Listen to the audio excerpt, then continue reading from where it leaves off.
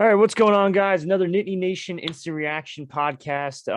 As always, Rich Schneider, I publisher here, joined by recruiting analyst Eric Lammers. Eric, some big news on the recruiting trail. Penn State just landed yet another commitment in defensive end Jameial Lyons. Kind of break down how this kind of all happened. Yeah, I mean, awesome news, obviously, for this Friday, heading into the blue-white spring game tomorrow. Mhm. I think it was one of those things where they had him on campus a couple of weeks ago, and then they got him back on campus, shortly after that. And we talked about it over on the Lions Den. Watch out now. This is something to monitor, right? Because when guys make a return trip like that so shortly after, it's Yeah. something to monitor. Now, we were always like, okay, he was talking like he didn't want to make his decision until August, right? He wanted to maybe take some officials and then ultimately decide in August. Okay, cool. But if you're Penn State, right, like you're thinking we need to speed this up. Let's get this thing wrapped up, right? And so when he returns back to campus like that, 2 weeks after visiting, you have to feel good, right? Because like if you're in Penn State's mind, you're like, all right, here's our window, let's lock it down. And I think ultimately that's what happened. I think the kid, Jameial just felt like it was right. The staff has told us, as much that they really like him, obviously with bringing him on campus as much as they have and whatnot. And so, yeah, I think it was just one of those things, right? It's like kind of like watch the timeline, watch their visits, see how things get sped up, and then boom, things like this can happen. And it's a great get. Gotcha. So obviously, you just said pretty good get for Penn State. He's a 5.63 star, one of the top 35 ranked defensive ends, I think it is. Number 35, actually, exactly, on defensive ends for Rivals. What can you tell me about him as a pass rusher? Yeah. Yeah, I think he maybe, I think on Rivals, I think we might have him tagged as a weak side defensive end. I think he's more probably a strong side. I think he's going to kind of grow. He's already 245. He's probably going to continue to put on weight. He looks like a man already, right? A grown man already. And so I think he's going to be more of your strong side defensive end. Because I think what you see when you watch the film is he's got a really good get off, right? He's pretty agile on his feet. He moves well. I don't know how well he bends though, right? I don't know how well he can turn the corner and bend. Okay, that's fine, but he's a grown man, right? And he can get off the ball. You just put him on that strong side.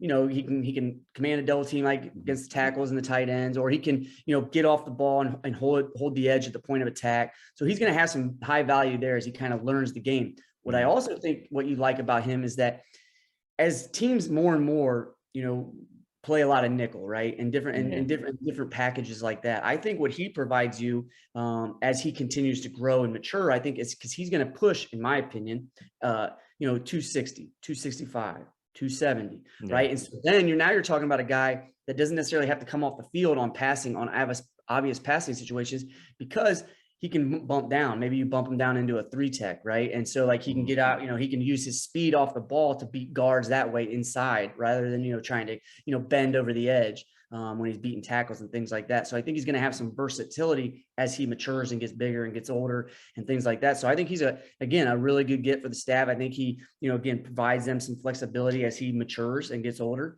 And so I think it's all around a really good player. I mean, along with getting a pretty good defensive end, they're also adding to adding from a Pennsylvania powerhouse and Roman Catholic. How big is it to kind of build a connection between them?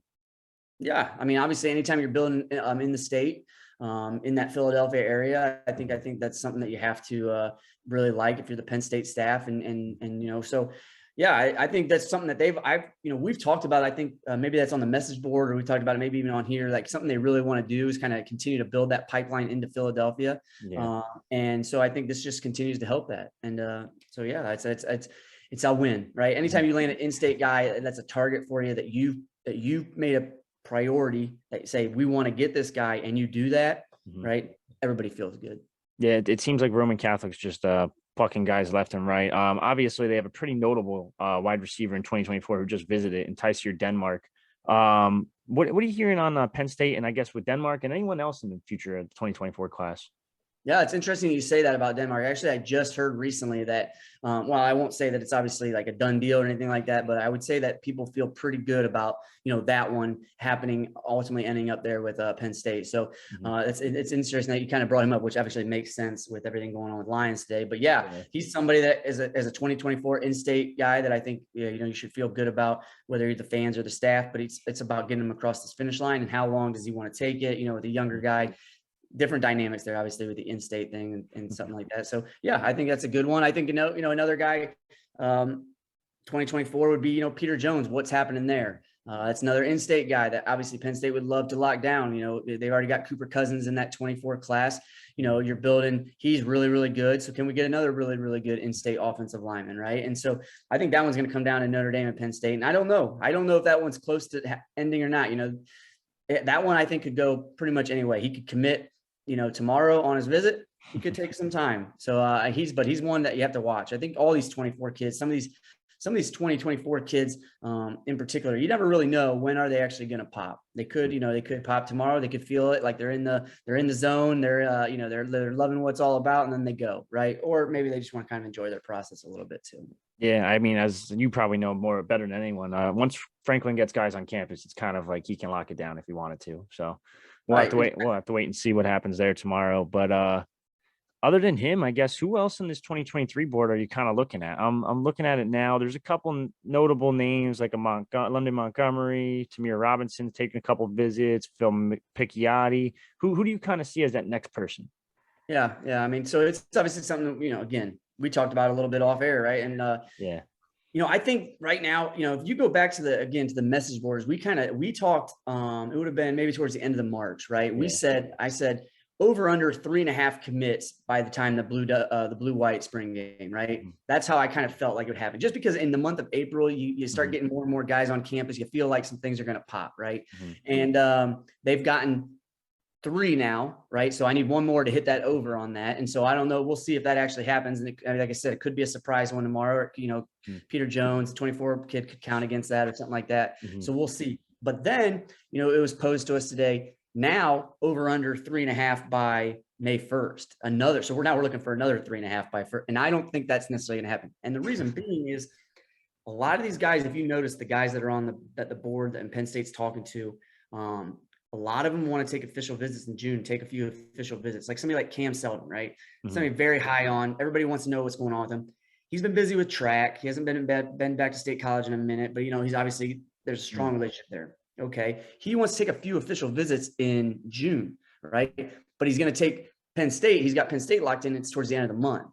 So I'm thinking that's a pretty good sign if you're Penn State, right? Because okay, go take your visits. We'll get you last in the month and then let's lock you down. So I think that's probably when you see that next run. Maybe towards the June and towards the end of June. But if you're talking about right now, after this one, after, Lions jumping in the boat, who's going to be next? And if it's not a 2024 guy, I think you got to look at some guys that you kind of talked about, London Montgomery, Mason Rudolph. And because what you have to ask yourself there is, Mason Rudolph has talked, he again wants to commit later on in the summer, right? But he's also open to the fact that timeline might get sped up, much like Lions, right? And so as spots get eliminated, or maybe they're only going to take one more, defensive end, and Robinson is a nice compliment to Lions because he is a little, he's a little thinner and he's a little bit more of that, bend, get off the edge and things like that. So maybe he's their guy and they want to speed up his timeline. They can talk to him and make that happen. Montgomery's the in-state running back that obviously we've been tracking, and what's going on there. He visited West Virginia, I believe it was last weekend, and that was supposed to be kind of his last visit, right? And then he was kind of hone in on what he wanted to do. Well, then what happens? Michigan comes in and offers him, right? And so now does he want to go check out Michigan? Probably, right? But we talked about it on the message boards. I don't think James Franklin's going to want to lose him to Jim Harbaugh, right? And so maybe Coach Franklin starts turning it up himself and personally recruiting London and trying to get him, to commit. So, those are the 2 guys that I think are the obvious ones that you have to watch. There's obviously always other things that can happen. They're bringing in some good guys this weekend. And Tony Rojas is another one that everybody wants to know what's happening there. He's going to drop that top 4. I just think he's probably going to take a couple of official visits. Still feel good about Penn State. He has a tremendous relationship with the commits, right? Like he is always going back and forth with the commits. So you have to feel good about that. But, he's got some good players in the mix, with Clemson and Georgia. And I don't know who the other team will be that makes that Final Four, but maybe, Virginia Tech, Tennessee, somebody like that. But I mean, they've got some options. I just don't necessarily know if anything's going to pop, within the next 14, 15 days. I mean, safe to say dropping your top 4 at the same day that you're at the blue-white game, Penn State will be in it, obviously. Yeah, I think that's a no-brainer. I mean, I think it's a no-brainer. I mean, I think if you're going to, Penn State is has always been the consistent with Rojas, right? Like they've just always been there. The relationship has always been strong. Now Penn State probably would have loved to have locked him down 2 months ago, right? Before all of this, Yeah. the onslaught of additional offers came and the visits and everything like that came, but that's part of it. And so what you're hoping if you're Penn State is, okay, go check out all those other schools. You're going to enjoy yourself when you're on those other campuses. You're going to enjoy to get to know some of those other coaching staffs and things like that. But you always remember in the back of your mind how you felt about, State College and Penn State. And as long as that holds firm, then you still kind of got them where you want them. And then it's ultimately just about, when those official visits do come, let's close it down. Gotcha. So the last thing I want to talk about, I want to pick your brain a little bit. So now there's 10 commitments in the 2023 class. The norm, like the old school norm when you were a recruiting director, was probably, hey, 25 high school kids, maybe 23 to 25, we'll say around that range. Now it's with the transfer portal, it's all madness. Scholarship counts are all out of whack. They're all screwed up. Are we looking at like a normal 15, 17 person class, and that's like the new norm? Or yeah, I think that's a great question, and it is a great debate. I mean, I think that it would be awesome to kind of just talk to a bunch of different personnel dudes and coaches and kind of pick their brains on this, because I mean, who's going to have what's the philosophy and how are you going to attack it, and what's your where are you at, I guess, in terms of your program's development, right? Are you a developmental program where you still want to bring in a bunch of high school kids and you have that kind of long-standing window where you can wait for them to kind of be developed in the weight room and on the field? Or are you trying to microwave some success because you're on the hot seat maybe and you need some transfer portals and you need some older, mature guys?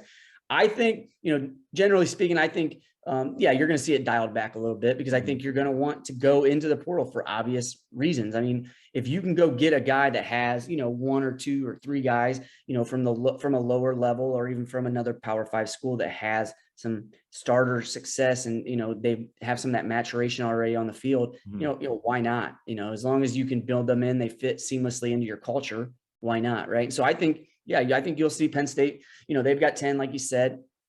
I think they're still going to shoot for the moon with all of their top targets, right? But I think it's where you find yourself in a situation where, okay, we don't get, 1A on our board. We don't get, okay, missed on 1A. Okay, don't get 1B, don't get 2. Well, how far are we willing to go down this board now, really, right? In the past where you're like, we got to keep going, right? Well, let's just go get prospect, D, right? No more. That can't happen, right? You just punt it, go in the portal if you need to, or something like that. But I think that's where you'll see it. And I think the transfer portal can be used to your advantage. I know that I was talking to a couple high school coaches recently that were not fans of what transfer portal is doing to high school recruiting, and for obvious reasons, I get it. But it's an interesting one, and it would be fun to kind of, like you said, bounce some things off of different personnel directors and coaches and kind of pick their brains. But that's where I see it going right now. Yeah, that's something we might have to look into for an article on the site pretty soon, I guess. We'll do a little anonymous type thing. But that in regards to Lion commitment, that's all we really got on it right now, guys. Big commitment for Penn State. You get into Roman Catholic again. Eric, any last thoughts?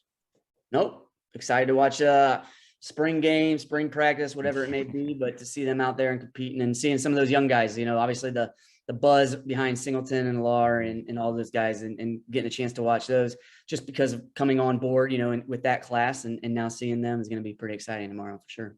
All right, guys, it's another Nittany Nation podcast. Stay tuned on pennstate.rivals.com. We have the Lions breaking down his commitment and much more coming soon.